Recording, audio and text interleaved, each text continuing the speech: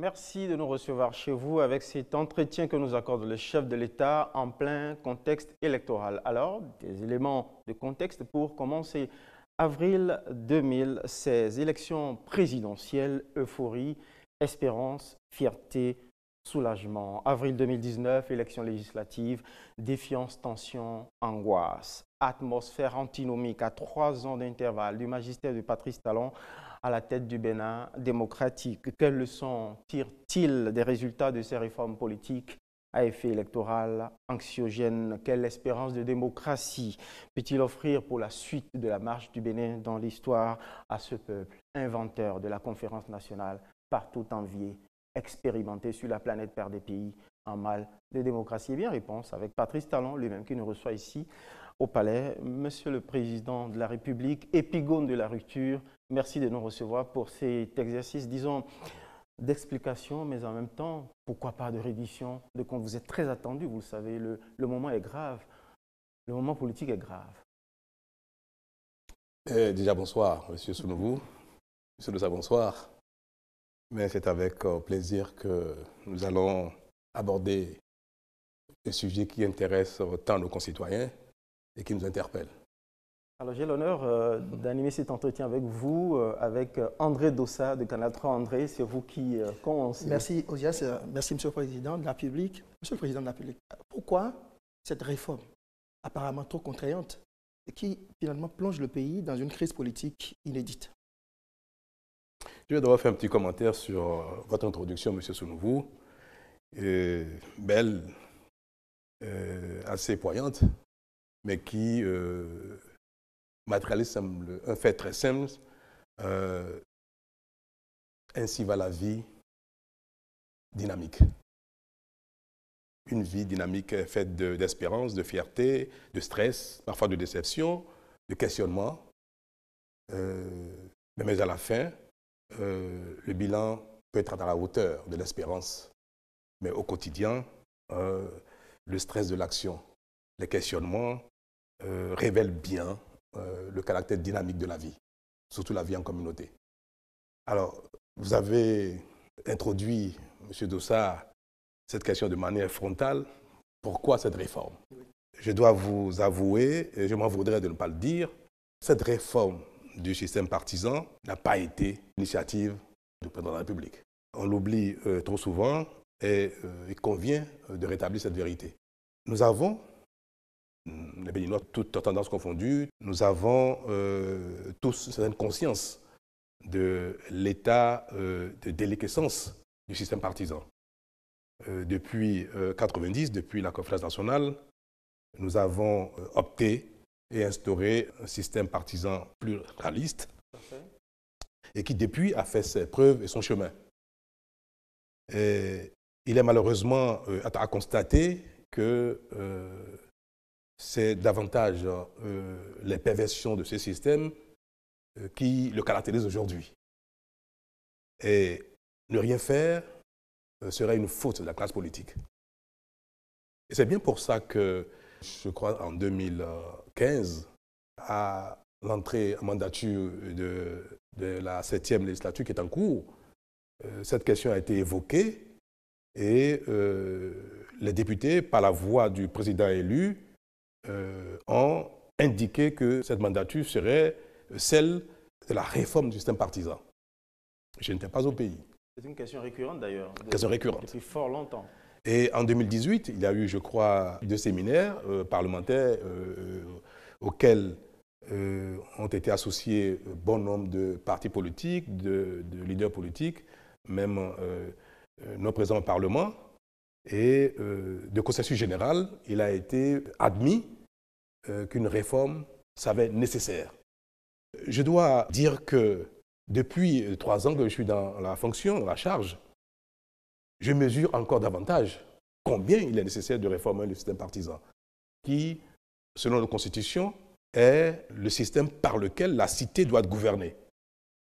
Nous sommes dans un système démocratique, les partis politiques animent la vie politique et exercent le pouvoir aussi bien parlementaire qu'exécutif, en principe.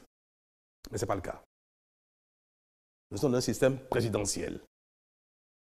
Et le pouvoir essentiel est celui-là. le pouvoir présidentiel, l'exécutif. Donc théoriquement, ceux qui ont en charge d'exercer le pouvoir dans la vie politique devraient pouvoir exercer ce pouvoir-là, celui-là. Mais depuis 1990, on peut observer qu'aucun parti politique n'a été en mesure de conquérir le pouvoir présidentiel, exécutif. La preuve, vous qui êtes là, au pouvoir. Que ce soit le président Soglo, qui a été Premier ministre à l'issue de la conférence nationale, qui est devenu président de la République, le président Kérékou II, président Eboni, puis moi-même, aucun n'a été porté par un parti politique. Et qu'est-ce qui se passe quand les présidents sont en fonction? Autour d'eux s'agglutinent des partis politiques, des leaders politiques, des mouvements politiques, pour l'accompagner dans l'exercice du pouvoir. Et à son départ, tout s'effondre. Or, ce n'est pas ce modèle qui est celui que nous avons choisi. De sorte qu'il n'y a pas de parti politique suffisamment fort, suffisamment influent, qui ait l'envergure nationale qu'il faut pour conquérir et exercer le pouvoir politique de manière homogène. Je le constate bien aussi dans ma fonction actuelle. Je vois combien il est difficile de former un gouvernement avec des groupes politiques homogènes. Et il y a quelque chose que peut-être le peuple ne sait pas, mais qui désormais caractérise notre système partisan, c'est que la classe politique, les forces politiques présentes au Parlement sont permanemment dans une relation incestueuse, perverse avec l'exécutif. Ce sont des négociations de couloir, c'est du marchandage, et chacun négocie son soutien au président de la République en échange de quelque chose. Donc vous voulez parler et non en échange d'un idéal. De la difficulté à composer, à former un gouvernement avec des groupes politiques hétérogènes qui s'agglutinent, pas homogènes, mais hétérogènes. La difficulté, ce n'est pas véritablement dans le choix des hommes qu'il faut, mais c'est dans la possibilité d'avoir une équipe homogène. Cela est impossible. Et même dans le cabinet ministériel, vous donnez un portefeuille ministériel ou deux portefeuilles ministériels à un groupe politique, qui va être le ministre? C'est un problème. Même s'ils parviennent à trouver celui qui va être ministre, le groupe politique hétéroclite va lui imposer un directeur de cabinet d'un tel bord, un directeur adjoint de cabinet d'un autre bord, un secrétaire général d'un autre bord, de sorte que ni le gouvernement, ni les équipes ministérielles ne sont homogènes et sont capables de travailler en synergie.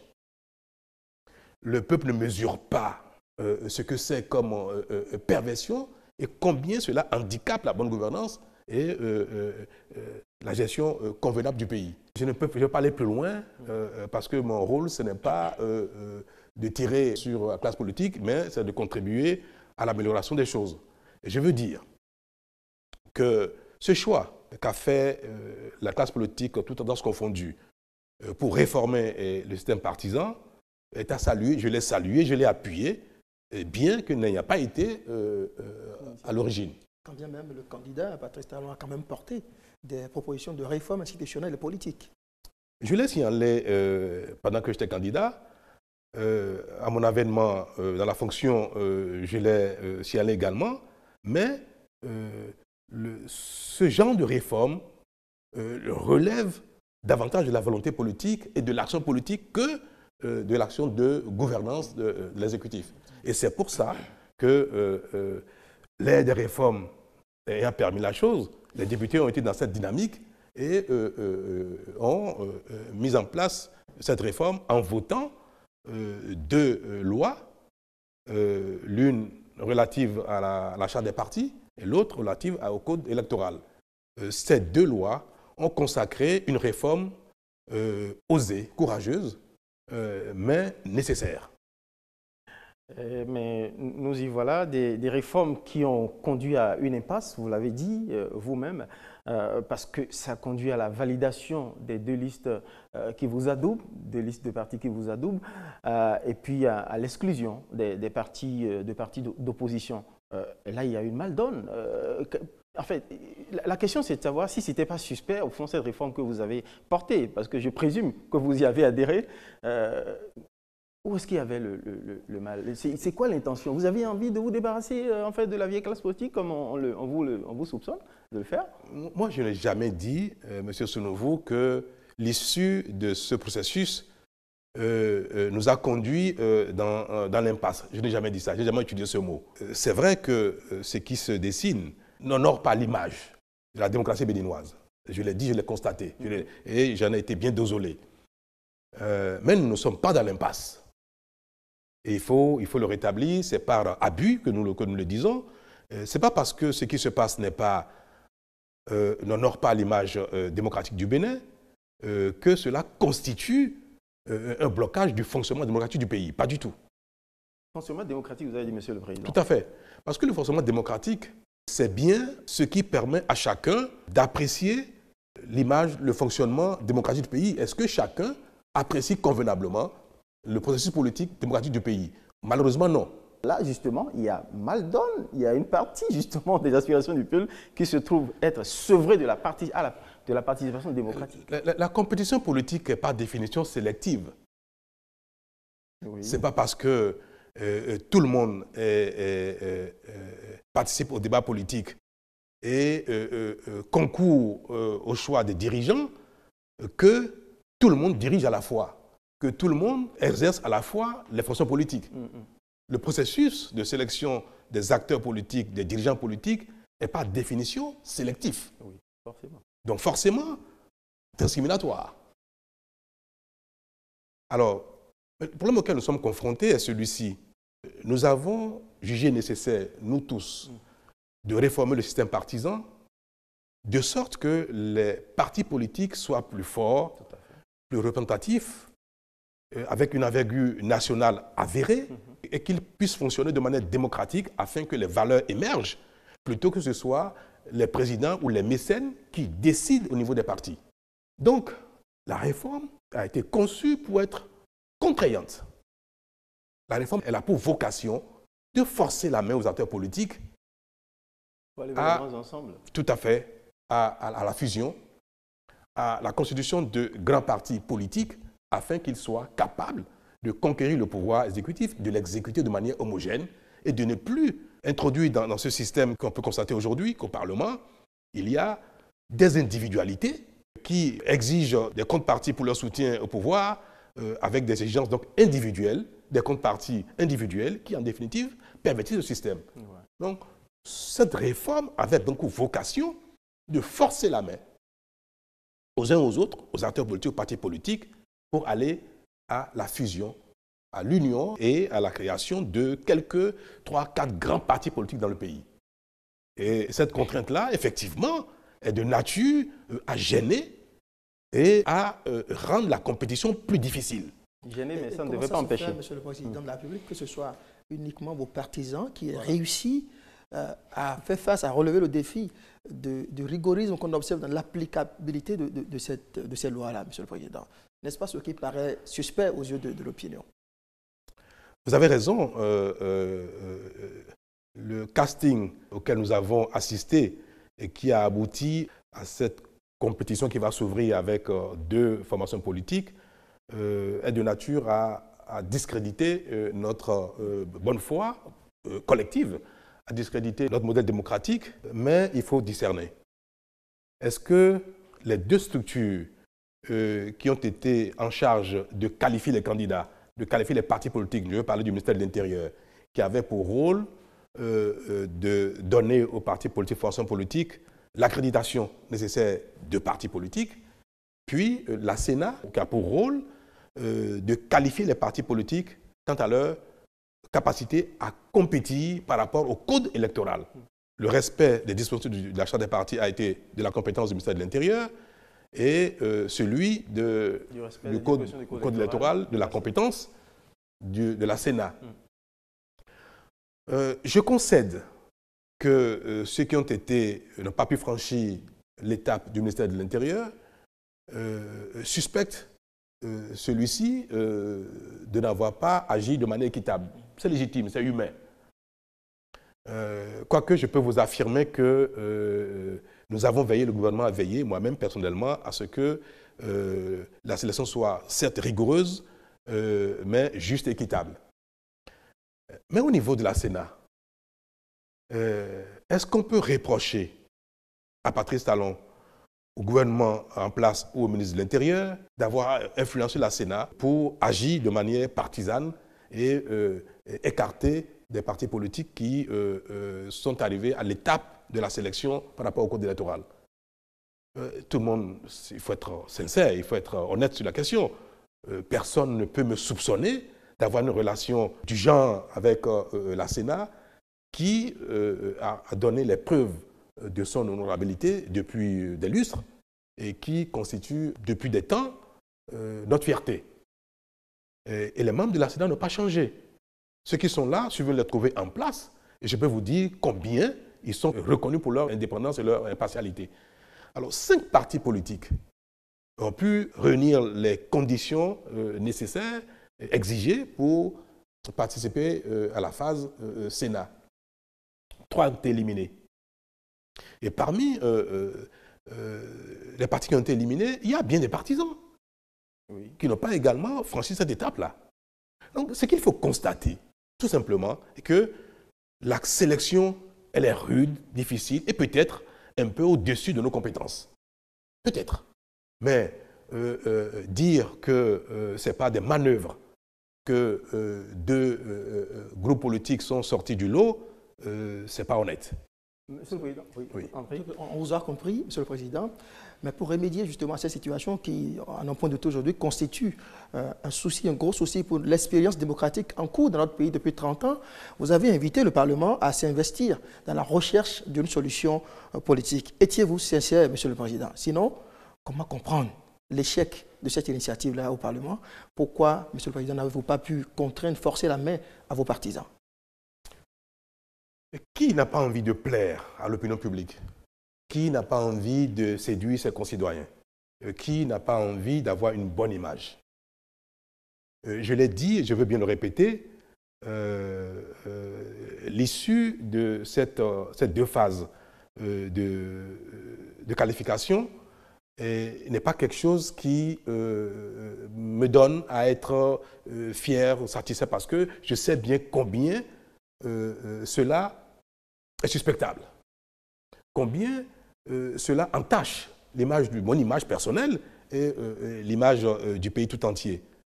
Mais je n'ai pas, à mon niveau, comme un souverain absolu, à remettre en cause ce qui est réglementé, structuré par la Constitution et les lois. C'est pour cela que j'ai invité les partis politiques présents au Parlement, le bureau de l'Assemblée nationale, le président de notre Assemblée nationale, je les ai invités à trouver les solutions, les voies consensuelles permettant de corriger cette mauvaise image. Une chose de réussir une réforme, une autre également de pouvoir maintenir la bonne image démocratique du Bénin. Donc je suis soucieux de cela. Donc, mais vous savez très bien qu'à cette étape-là, dans un processus électoral qui est à quelques jours de son épilogue, il n'est pas possible que des modifications soient apportées au dispositif sans un certain consensus.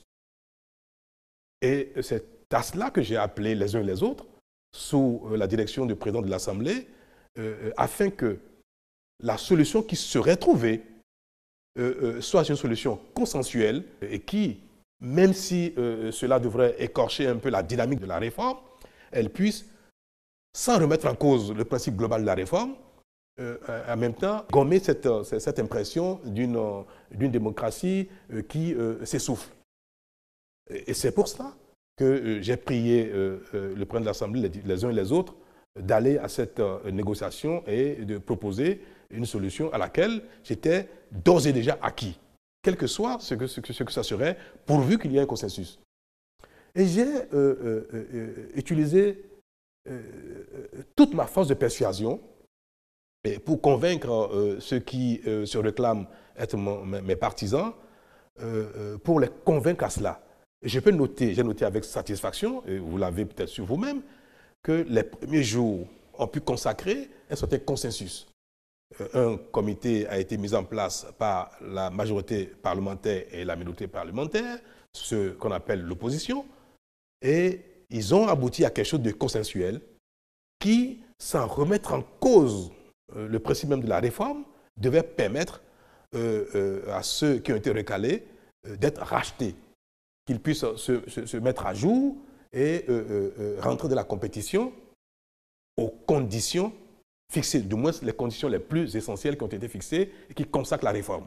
Nous étions prêts à applaudir et à rentrer dans cet état de satisfaction quand la minorité parlementaire, qu'on appelle opposition, a remis en cause ce consensus et a exigé que la nouvelle loi portant code électoral et celle portant charte des partis soit purement et simplement mis de côté et que la réforme en cours soit différée.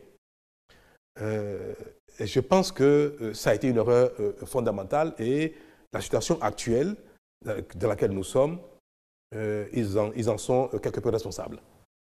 À un moment, vous vous êtes dit, advienne que pourra. On ne peut pas vous soupçonner, vous, Monsieur le Président de la République, de n'avoir pas donné assez de gages de volontarisme, de voir évoluer la situation vers une solution consensuelle. Mais quand vous l'avez exprimé et que face à ce blocage, ces atermoiements de la classe politique, y compris les vôtres au Parlement, on avait tellement espéré vous voir à nouveau, vous ici, dans ce rôle de chef de l'État, père de la nation, pour les rassembler et ensemble trouver des solutions pratiques. Vous avez dû constater depuis que le défaut de consensus n'est pas lié aux détails des documents à pièces à fournir. Non. Les choses ont beaucoup évolué. Ils ont monté les enchères. Les choses ont beaucoup évolué, voilà. Et les partis de la minorité parlementaire, notamment ceux qui se réclament de l'opposition, ont trouvé l'occasion de remettre complètement en cause ce qui était un acquis pour tout le monde, le besoin de réformer le système partisan. Mais je les comprends. Et c'est en cela qu'il faut il faut savoir discerner. Je les comprends. Vous avez entendu sûrement parler de l'article 242, je crois, du Code électoral. Oui. On ne l'a pas dit souvent et l'opinion ne sait peut-être pas.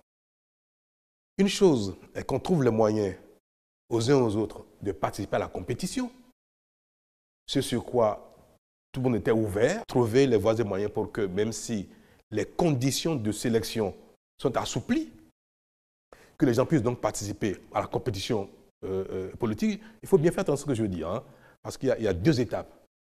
Il y a les conditions de qualification pour participer à la compétition politique et il y a les conditions de participation à la compétition politique pour enlever des sièges, pour aller au Parlement. Donc, il faut d'abord qualifier, aller à la compétition, et durant la compétition, il faut être capable d'enlever des sièges. Voilà. Participer à la Donc, distribution des sièges. nous étions, tout le monde était d'accord, favorable à ce qu'on assouplisse, on ferme les yeux à la limite sur certaines dispositions pour permettre au plus grand nombre de participer à la compétition électorale. Mais ceux qui ne veulent pas que la réforme tienne, qui veulent remettre en cause la réforme, ce n'est pas qu'ils veulent participer seulement à la compétition pour la forme. Ils veulent participer, mais ils souhaitent pouvoir enlever des sièges, souhaitent être représentés au Parlement. Donc, leur problème, c'est les conditions de compétition, les conditions qu'il faut satisfaire pour enlever des sièges sont des conditions trop contraignantes, voire trop sélectives pour eux. Le verrou des 10% de voilà. suffrage national. Donc, c'est à raison que, ne voulant pas faire les sacrifices nécessaires exigés par le code électoral, ils disent, nous voulons bien aller, mais on ne veut pas aller pour rien. Nous voulons aller à cette élection et pouvoir enlever des sièges à leurs conditions. Mais la réforme, elle dit quoi exactement? Elle dit, désormais au Bénin, les partis politiques ne doivent plus être des partis politiques de quartier, de communes, de circonscriptions électorales, de régions. Nous devons avoir désormais des partis politiques d'envergure nationale. Les partis politiques n'auront plus au Parlement seulement un seul député et que la composition, la mosaïque de la classe politique soit de 30, 40, 50 pièces. Parce qu'aujourd'hui au Parlement, ce que beaucoup de gens ne savent pas, c'est qu'il y a plus de 30 partis politiques qui sont représentés au Parlement. Sinon même une quarantaine. Tout ce que vous avez au Parlement, en dehors de de un ou deux partis politiques, comme le PRD. Tout le reste, ce ne sont pas des partis politiques, ce sont des coalitions de partis, ce sont des alliances de partis politiques. Et les partis politiques ont chacun un député, deux députés maximum. Et nous avons quelque chose qui n'est pas du tout homogène et qui empêche un exercice parlementaire, exécutif du pouvoir de manière cohérente. Donc, la classe politique a trouvé qu'il est temps qu'au Parlement, il y ait des partis politiques représentatifs, qu'il n'y ait plus des partis qui viennent chacun avec un député. Donc, des conditions ont été fixées désormais dans le code électoral, dont une dit, pour que désormais un parti politique qui va à la compétition électorale législative, pour que le parti puisse enlever un siège, même si dans sa région, dans sa commune, dans sa circonscription, ce parti est assez fort, il faut que le parti ait une envergure nationale. Il faut que le parti puisse recueillir au moins 10% des suffrages exprimés au plan national. C'est très contraignant.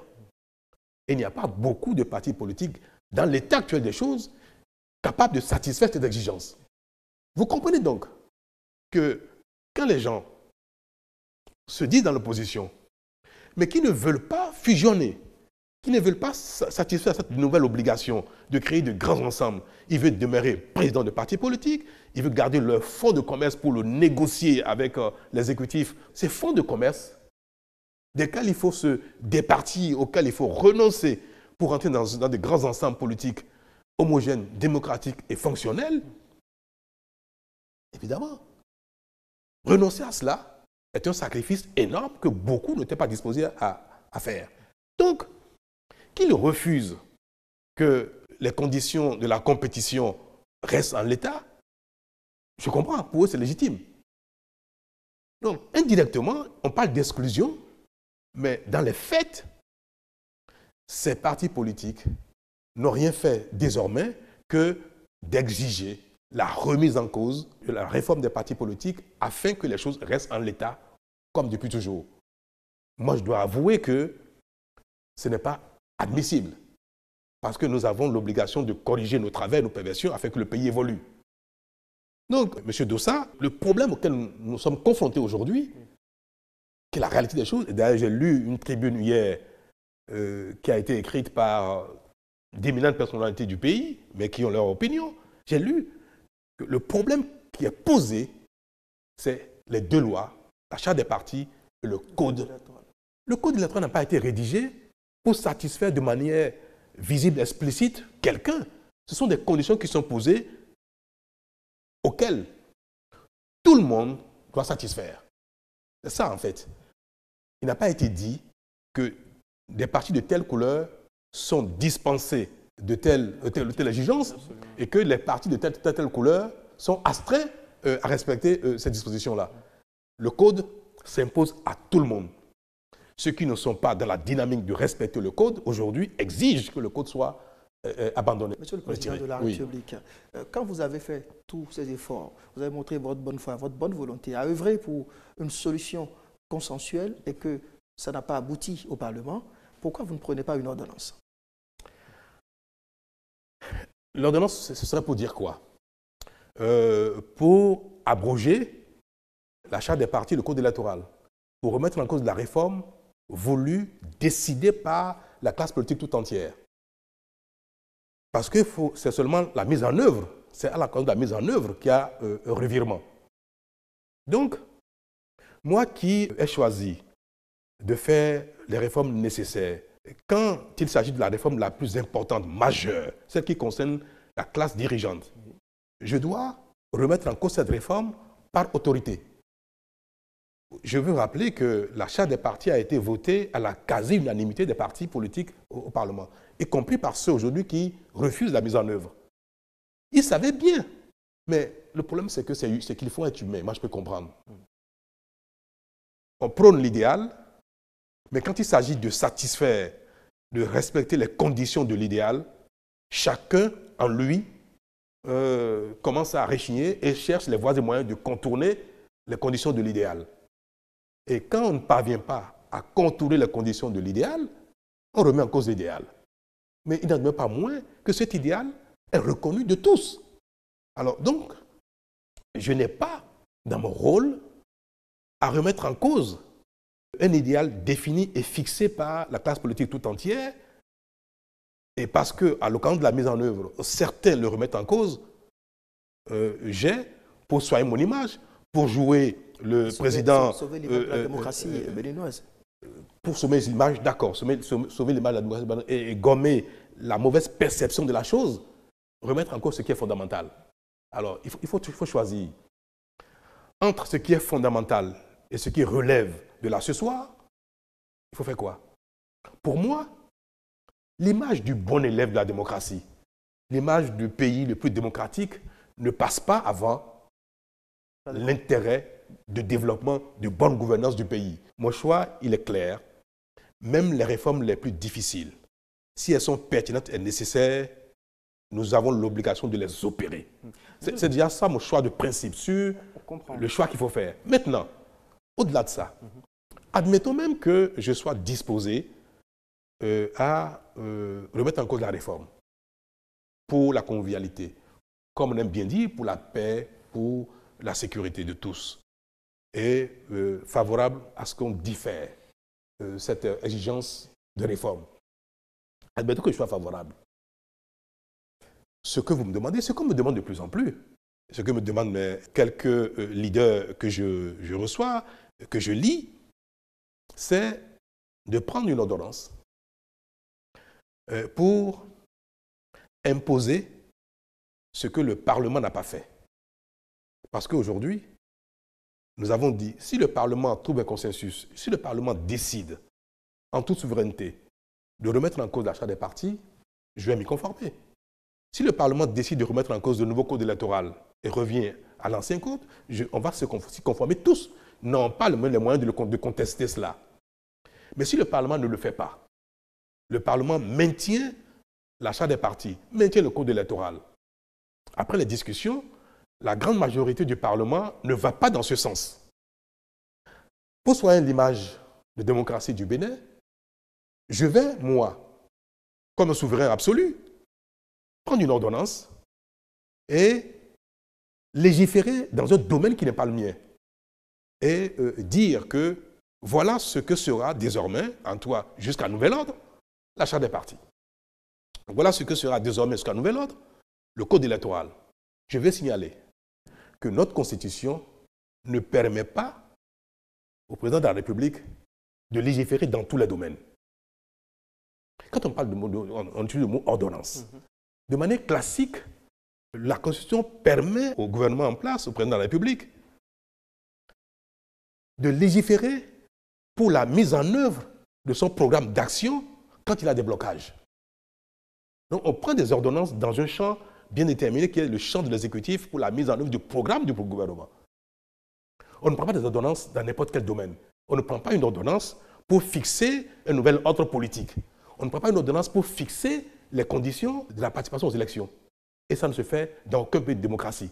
Le jour où on donne à un président de la République de fixer les conditions de déroulement des élections par ordonnance, c'est qu'on a mis à terre tous les fondements et le principal fondement de la démocratie. Parce que la compétition électorale est la chose la plus fondamentale dans le système démocratique.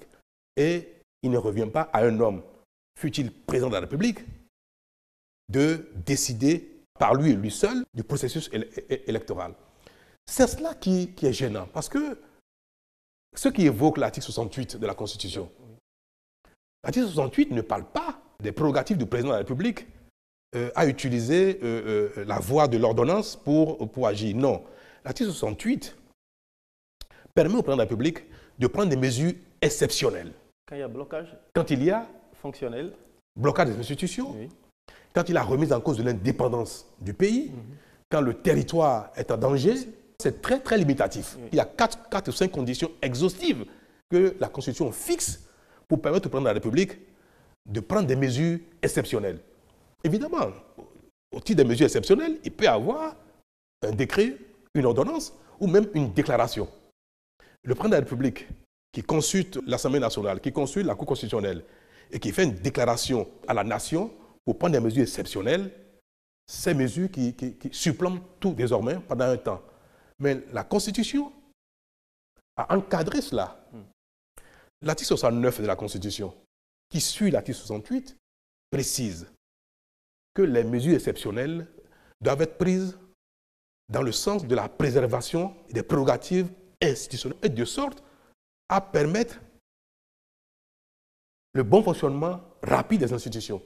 Si c'est parce que les institutions sont bloquées, c'est parce que le pays est en danger, que le président prend des mesures exceptionnelles, ces mesures doivent être de nature, c'est-à-dire doivent avoir comme objectif de permettre le rétablissement rapide, prompt du fonctionnement de l'État.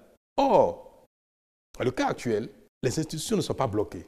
Le Parlement n'est pas bloqué. Le Parlement fonctionne. La commission des lois a fonctionné. Les débats ont eu lieu. Les votes ont lieu. Mais on me demande, puisque le Parlement n'a pas fait ce que je lui demande, parce que je souhaite que le Parlement vote une loi consensuelle pour modifier les tests en cours, le Parlement a débattu et n'a pas donné satisfaction à mon souhait. Et je prends une ordonnance, je prends des mesures exceptionnelles pour retirer au Parlement ses prérogatives, pour fixer de nouvelles conditions. Ce serait un coup d'État. Le mot est fort, monsieur le Ce Président. serait un coup d'État. Le mot est fort, monsieur le Président. En fait, Ce serait contraire à la Constitution. De vous, Ce serait contraire oui. à l'esprit même de la Constitution. Vous pensez? Mais tout à fait. Parce que ce en quoi... C'est un compromis transitoire. Alors, est-ce que le disons, compromis oui. relève simplement de la volonté de Patrice Talon et de Patrice Talon seul? Peut-être transcendant tout cela, vous aurez pu... Mais nous avons un problème. Nous avons un problème. Nous avons une contrainte. Nous avons adopté une constitution depuis 1990 qui encadre l'exécution de tous les pouvoirs, qui dit comment telle et telle prérogative doivent être exercées. Je consulte les anciens présidents de la République, je consulte la classe politique, les syndicalistes et tout le monde. Je les consulte. Et ceci me prie d'aller dans le sens. Et je transmets cette recommandation à l'institution politique qui a pouvoir en cette matière. Et l'institution politique refuse de donner suite à ma requête. Cette requête a beau prévenir d'une large consultation que je prends soin de transmettre à l'institution. Mais l'institution ne suit pas ma demande. Est-ce que cela signifie qu'il y a un blocage dans le pays ou qu'il y a un dysfonctionnement? Ça peut y conduire, monsieur le Président, non? Non, vous avez dit ça peut y conduire. Mais est-ce que cela se traduit par un blocage de l'institution? La Constitution a donné au Parlement ce genre de pouvoir et de manière exclusive. Est-ce que, à tout moment, ce que souhaitent quelques leaders, même beaucoup de leaders, s'imposent aux institutions? Je vais vous dire ce que prévoit l'article 4 de la Constitution. Ce n'est pas inutile. Nous avons une Constitution qui, pour organiser la cité, dit en quoi chacun est compétent et comment la volonté du peuple doit s'exprimer. L'article 4 de la Constitution. Je vais vous le lire. Article 4. Le peuple exerce sa souveraineté par ses représentants élus et par voie de référendum. Les conditions de recours au référendum sont déterminées par la présente Constitution et par une loi organique. La Cour constitutionnelle veille à la régularité du référendum et en proclame les résultats. La première ligne a dit, donc, le peuple exerce sa souveraineté par ses représentants élus et par voie de référendum. Il n'y a que deux moyens par lesquels notre Constitution permet de solliciter l'avis du peuple. Soit c'est par le Parlement, parce qu'au Parlement siègent les élus du peuple. Quand le Parlement se prononce pendant sa mandature, c'est au nom du peuple. Tout à fait. Si l'on veut solliciter l'opinion du peuple en dehors du Parlement, c'est par voie référendaire. Donc, le fait que Patrice Talon recueille des avis des uns et des autres, consulte les uns des autres, et demande au Parlement que le souhait qu'il y ait une loi qui est dans ce sens, et que le Parlement ne vote pas cette loi, nous devons, pour le respect de la démocratie et de la Constitution, nous devons nous y conformer. Et je n'ai pas le pouvoir de prendre une ordonnance pour dessaisir le Parlement de ses prérogatives. Et surtout pas en matière électorale. Et c'est pour ça. Même à titre exceptionnel. Oui, mais si je le fais à titre exceptionnel, ce modèle aura été établi désormais au Bénin. Et je vous prie les uns et les autres, je prie mes concitoyens de ne pas permettre qu'il soit établi au Bénin, quelles que soient les raisons. Si c'est des raisons du genre, de ne pas permettre qu'un président de la République organise des élections, décide des lois électorales, décide du processus électoral par sa seule volonté, quand bien même sa volonté relèverait d'une certaine consultation ou concertation. C'est trop dangereux, parce que dans 2 ans, dans 3 ans, dans 5 ans, mon successeur peut également à tout moment s'en servir pour modifier le processus électoral à son compte. En vrai de ça, il y a aussi une Oui. requête qui est formulée Tout à au chef fait. de l'État, Il est c'est des resté- consultations nationales. Oui. Une sorte de conférence Possiblement. nationale. Vous voulez parler d'une assise politique, ce que nous appelons conférence nationale. Qui séduit le monde entier. C'est ça que vous parlez, Parce que la proposition vous a été faite aussi. Tout à fait. d'organiser une assises nationales. des assises nationales. Donc certains me disent, Monsieur le Président, à défaut de prendre une ordonnance par vous-même, puisque vous ne voulez pas violer la Constitution, vous ne voulez pas faire un coup d'État, vous ne voulez pas dessaisir le Parlement de ses prérogatives, mais pourquoi ne pas convoquer une conférence nationale? Alors, j'ai posé cette question, j'ai dit, mais je convoque une conférence nationale à titre consultatif ou à caractère Impératif. décisionnel. Alors, si c'est à titre consultatif, c'est déjà fait, puisque j'ai transmis au Parlement le souhait, la volonté d'un grand nombre. C'est déjà fait. Demain, je réunis à nouveau les partis politiques, les syndicats, la société civile, et je dis, pour notre image, nous sommes tous d'accord, il faut faire ça. Et nous prenons cette recommandation que nous envoyons au Parlement. Nous disons au Parlement que les assises souhaitent, recommandent ceci à vous les parlementaires. Le Parlement ne va pas dans le sens des recommandations des assises. Un nouveau blocage, c'est ça? Ce n'est pas un blocage. Que vous redoutez. Ce n'est pas un blocage. Les lois votées par le Parlement s'imposent à tout le monde, Bien sûr. même s'ils ne sont pas tous d'accord.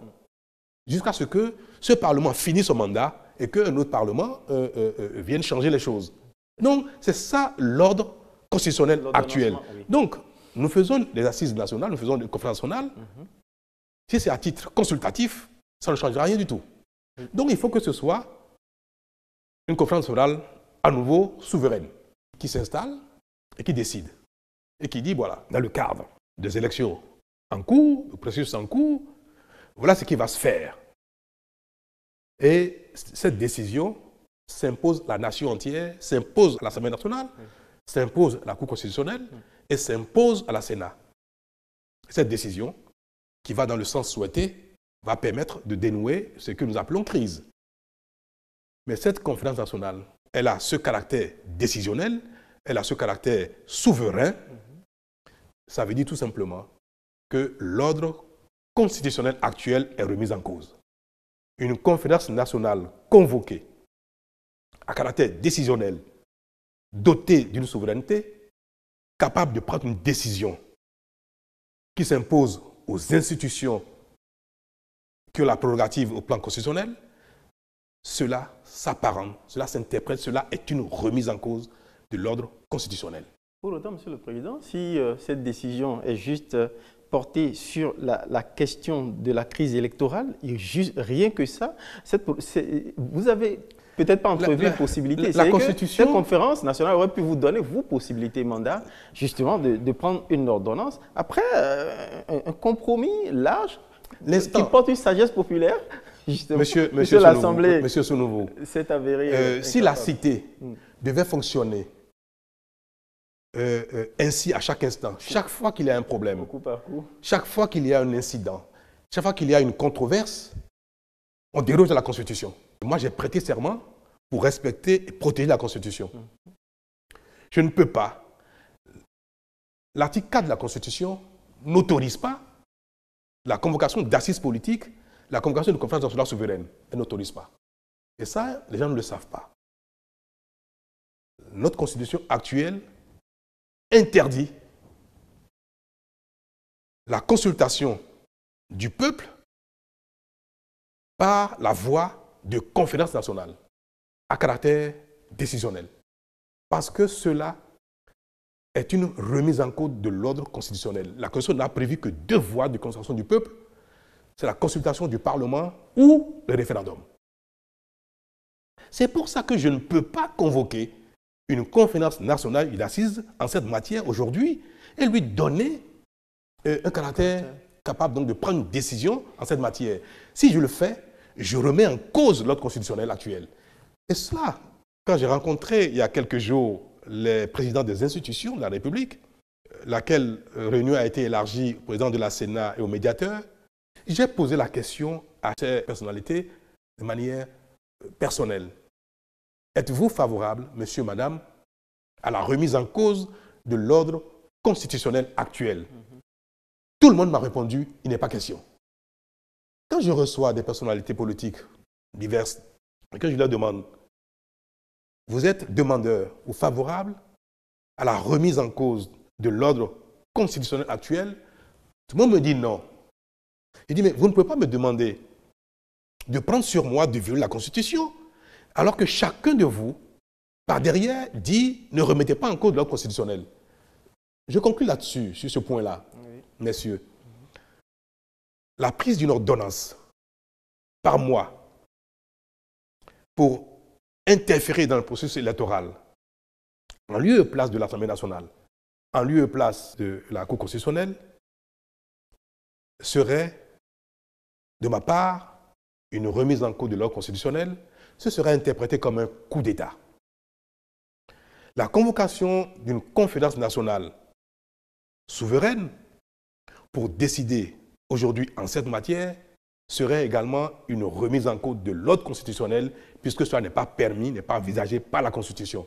Et toute conférence nationale qui a un caractère souverain statue au-delà des règles, des lois, qu'elles soient réglementaires simplement, qu'elles soient législatives ou fondamentales, la Constitution statue de manière souveraine. Est-ce que c'est cela que veut notre opinion, notre peuple, pour régler un problème qui certes nous préoccupe, mais qui ne vaut pas, à mon sens, la remise en cause de l'ordre constitutionnel actuel? Alors, quand on est responsable, on dit entre 2 mots, il faut choisir le moindre. Est-ce qu'il faut aller aux élections dans ces conditions? Aller aux élections avec cette image qui ne nous honore pas tant, mais qui, je le reconnais, qui jette un peu la suspicion sur moi, je l'admets. Mais j'ai déjà porté beaucoup de chapeaux, je suis prêt à porter encore ce chapeau, ce n'est pas un problème. Mais est-ce que, vous en êtes vraiment désolé, pour me préserver de cette image, pour ne pas porter ce chapeau, est-ce que je vais organiser la remise en cause de l'ordre constitutionnel actuel? Est-ce que je vais permettre l'instauration d'une arme de destruction massive? Cette arme-là, c'est celle que vous me suggérez, de conférer au président, dans l'histoire politique du Bénin, le pouvoir de légiférer en matière électorale. Même s'il essaie d'organiser les élections dans des conditions actuelles, pourrait être considéré aussi comme un échec au plan des réformes politiques que vous portez? J'ai l'habitude d'être direct. Je préfère porter le chapeau d'un échec du genre que je n'ai pas réussi dans la réforme politique actuelle. Je n'ai pas réussi à appeler les uns les autres à mettre en place une réforme qui corrige nos travers, mais en même temps parvient à l'instant à préserver notre image. Si je n'ai pas réussi à le faire, mais je ne porte pas seul la responsabilité. Mais je n'ai pas réussi à faire cela, est-ce que pour autant, je vais être égoïste à ce point et aller jusqu'à la remise en cause de notre Constitution et saisir une arme qu'on me donne inconsciemment, parce que beaucoup de gens ne sont pas conscients de l'arme comme étant. Moi, j'en suis conscient. Et je sais que je suis un homme. Je ne sais pas de quoi je serai capable demain. Je ne veux pas tenir dans mes mains une arme que je pourrais être tenté d'utiliser à d'autres fins demain. Mais après moi, même si moi je ne le fais pas, celui qui me succédera, dans 10, 15, 20 ans, nous aurions mis dans les mains du président du Bénin une arme qui peut faire pire que ce que nous voulons corriger aujourd'hui. Il faut se garder de faire ça. Et c'est bien pour ça que je dis, ce mal, ces élections telles qu'elles se présentent, ont quelque chose qui, pour moi, porte un certain discrédit. Je l'accepte. Je veux bien assumer cela. La vie, c'est ainsi faite. Quand on accepte d'être responsable, il faut des fois accepter de porter de certains chapeaux. Je veux bien le faire, mais je veux pouvoir en même temps préserver l'essentiel. C'est ça, mon serment. Monsieur le chef d'État, nous sommes en train d'épuiser comme ça les dernières secondes de cette émission, cet entretien spécial que vous avez bien voulu nous accorder sur cette question de l'heure. Je voudrais finir par cette phrase, la dernière phrase que vous avez laissé entendre, à savoir la prévenance que vous-même vous portez à une arme redoutable qu'on peut mettre dans vos mains pour régir la vie et l'ordre des choses. De ce point de vue, vous êtes conscient qu'actuellement, là, maintenant, avec deux partis acquis à votre cause, vous serez vous avez une hyperpuissance présidentialiste, une hyperpuissance présidentielle. Alors, de ce point de vue, quel gage pourriez-vous nous donner pour garantir justement la revitalisation de notre démocratie, Monsieur le Président? Monsieur Sonouvou, que voulez-vous que je fasse d'un Parlement dans lequel tous les députés sont mes partisans? À quoi ça me servirait de plus qu'un Parlement dans lequel j'ai une majorité? Le Parlement actuel qui est en place, je dispose d'une majorité suffisante pour conduire l'action gouvernementale. Qui n'a pas pu vous permettre de tout avoir non plus. Mon objectif, ce n'est pas tout avoir. J'ai voulu réviser la Constitution par 2 fois. Et je n'ai pas obtenu la majorité nécessaire pour réviser la Constitution. La dernière fois, la toute dernière tentative, j'avais la possibilité d'aller au référendum. J'ai dit non. Parce que la révision d'une Constitution doit être toujours consensuelle. Mais mon action, le succès de mon action n'est pas exclusivement fonction de la révision de la Constitution ou des réformes constitutionnelles que j'ai voulu faire. Et je n'ai pas vocation, par moi et moi seul, pendant mon mandat, de transformer le Bénin, de tout régler en une fois. Je n'ai pas cette prétention. Je n'ai pas besoin d'avoir un Parlement du genre. Et dans tous les cas, ce n'est pas parce que 2 grandes formations politiques seraient allées au Parlement et seraient les seuls présents au Parlement que cela me donnera une homogénéité absolue. Non, il ne faut pas se faire d'illusions. Le Bénin est un pays de grande démocratie, de grands débats. Et même au sein de ces 2 formations politiques, il y a déjà des courants de pensée, de compétition en interne dans les partis politiques, ce qui est bien d'ailleurs. Donc je ne crains pas que du jour au lendemain, la démocratie au Bénin bascule. Parce que le débat démocratique, la critique de l'action gouvernementale ne se fait pas qu'au Parlement. Et d'autres élections arriveront très vite. Dans 1 an, nous allons aux élections municipales. Dans 2 ans, nous allons aux élections présidentielles. Dans 4 ans, nous aurons à nouveau des élections législatives. Je pense que la réforme aura fait son chemin et que les uns et les autres auraient pris le train en marche et notre processus démocratique aura plus de vigueur. C'est certain. Donc, pour moi, il est évident que ce chemin difficile sur lequel nous sommes va nous amener à un lendemain meilleur en matière d'animation de la vie politique. Et les partis politiques qui, parce qu'ils ont refusé de faire les efforts qu'il faut, ne seront pas aujourd'hui peut-être présents, auront l'occasion de revenir au Parlement peut-être de manière plus forte, de manière plus structurée, et seront capables demain de conquérir le pouvoir exécutif, de l'exercer ou d'être majoritaire au Parlement, mais sans que ce qui s'est passé aujourd'hui établisse de manière éternelle une vie politique sans débat. Ce n'est pas vrai. Je vais vous dire une chose. La réforme, elle est difficile. On l'a évoqué longuement tout à l'heure. Je voudrais profiter de cet entretien pour quand même féliciter les partis politiques qui ont fait le sacrifice de fusionner, qui ont renoncé à leur intérêt individuel, à leur fonds de commerce, il faut le dire, pour créer ces 2 grands partis politiques. Je souhaite qu'il y ait au Bénin une 3e force politique, une 4e force politique de cette envergure-là, dans lesquelles les gens auraient fait les sacrifices nécessaires. J'ai noté qu'au Bénin, il y a plus de 250 partis politiques.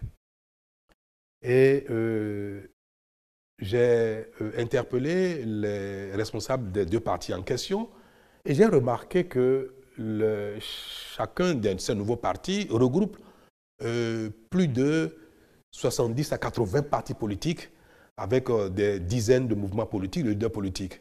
Je vois que les deux partis, ensemble, regroupent plus de la moitié des partis politiques existants au Bénin, c'est-à-dire ensemble près de 140 à 150 partis politiques, les deux formations en question. J'ai remarqué également que ces deux formations regroupent plus de 2/3 des partis politiques présents au Parlement actuellement. Et je dis, mais donc, ces deux partis ont quand même certaines représentativités. Ces deux partis ne sont pas que deux partis politiques, selon le schéma actuel, la mosaïque actuelle. C'est environ 150 partis politiques qui vont à la compétition, mais dans une autre dynamique, dans une dynamique de regroupement. Nous avons déjà, d'une certaine manière, réussi un peu ce que nous espérons. Parce que nous voulons que les partis politiques fusionnent. On veut de grands ensembles politiques. De 250 partis politiques, nous avons aujourd'hui plus de 150, 200 partis qui sont regroupés en deux partis politiques. Imaginez que du reste sortent encore un ou deux partis politiques. Est-ce que nous n'avons pas réussi? Donc ce qui se passe, il faut pouvoir également le lire sous un autre angle. C'est difficile, mais qui ouvre le chemin d'un succès de la réforme du système partisan. Ce que les deux ont fait, nous allons prier, nous allons tout faire pour que le reste fasse autant. Vous avez vu l'article 142 du Code électoral. Vous avez vu un chiffre 4 dedans. Dans ce code déjà, on sent que le nombre de partis politiques est pressenti, souhaité pour animer le Parlement et les politiques du pays ne devrait pas dépasser 4 ou 5. Le choix du Bénin, le choix de la réforme, c'est d'amener les 250 partis politiques à se regrouper, à se répartir en 3, 4, 5 grands partis politiques dans le pays pour effectivement jouer leur rôle. Et cela a été explicitement ou implicitement, on doit dit dans le code électoral. Donc il s'agit pour nous d'agir, de prier, de tout faire pour que les gens se fondent dans de grands ensembles pour jouer leur rôle en tant que parti politique d'envergure nationale, capable d'influencer la gouvernance dans le pays, capable de conquérir le pouvoir et de l'exécuter de manière homogène. Donc ceux qui ont réussi, ceux qui l'ont fait aujourd'hui, peut-être parce qu'ils sont dans ma dynamique, ils ont fait les sacrifices qu'il faut. Vous avez vu dans les partis des gens qui étaient des adversaires éternels. Je ne vais pas citer de nom, mais des gens qui n'auraient jamais pu se mettre ensemble dans un parti politique. Certains ont renoncé à être présidents de parti, ont renoncé à tout rôle et se retrouvent simplement comme de simples membres de partis politiques. C'est un sacrifice énorme.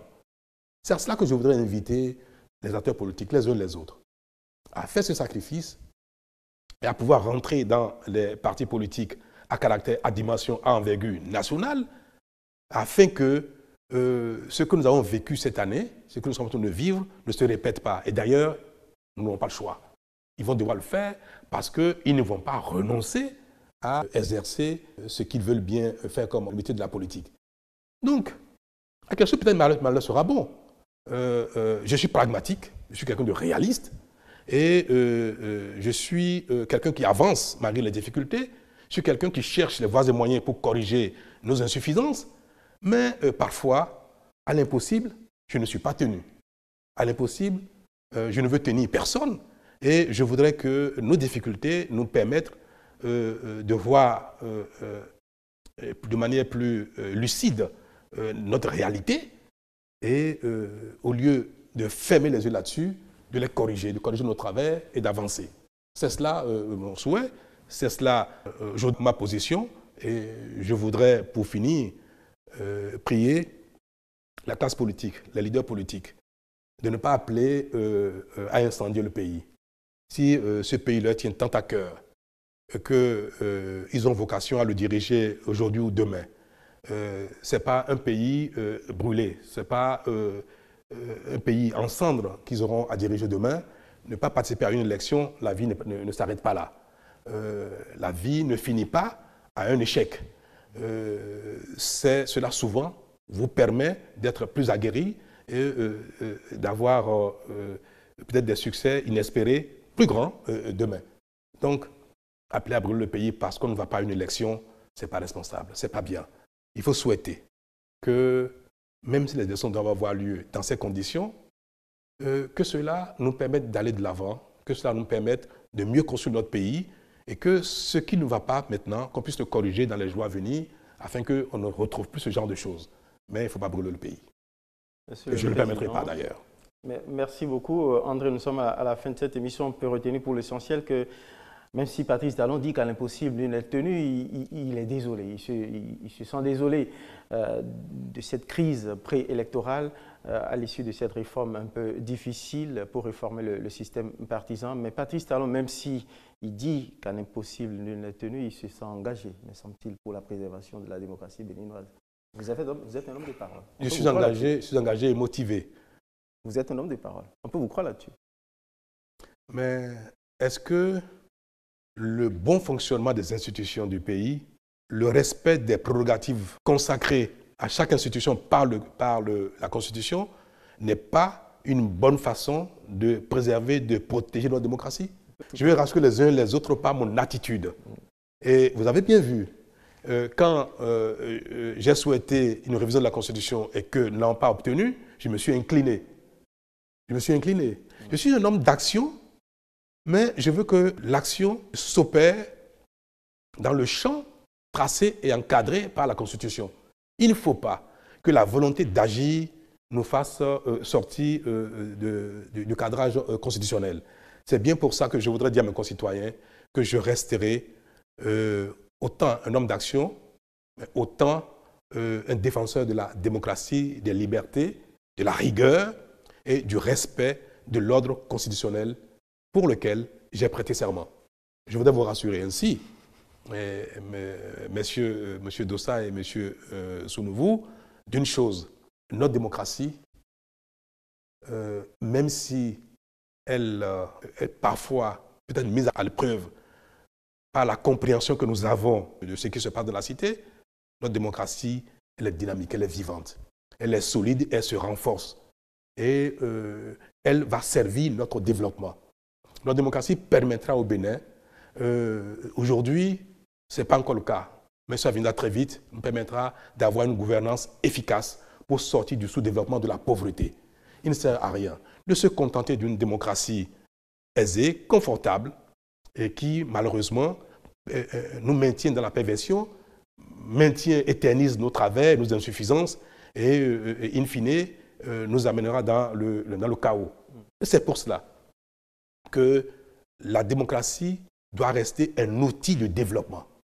Et toutes les fois que, en respectant les dispositions de l'ordre constitutionnel, en préservant la démocratie, nous allons trouver les voies et moyens pour corriger nos travers, nous allons le faire parce que c'est cela qui nous permettra de mieux vivre. Merci beaucoup à vous, Monsieur le Président, de nous avoir reçus. Merci pour cet entretien. Le peuple, la nation béninoise, prend acte de votre profession de foi démocratique. André, c'est la fin. Merci, Osias. Merci, Monsieur le Président de la République. Merci. Merci bien. Merci pour votre citoyenne attention. Merci.